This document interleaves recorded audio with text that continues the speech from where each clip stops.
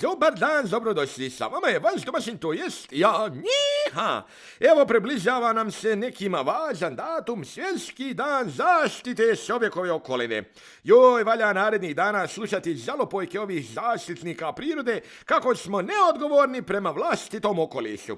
Proziva se nas zbog zaobilaženja međunarodnih obaveza i lokalnih zakona u borbi protiv zagađenja.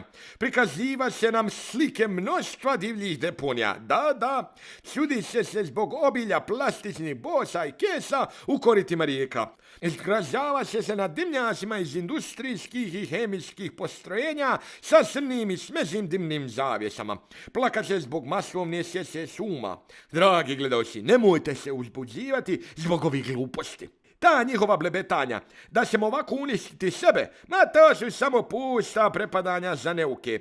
Sve su to nedobronamjerni komentari koji bi da oblate moja nastojanja da maksimalno iskoristim prirodno blago za šeharu milih mi predsjednika.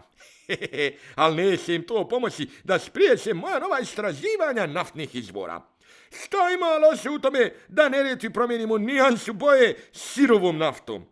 I još nešto, slobodno bacajte nerazgladive otpadke za sobom, gdje god stignete.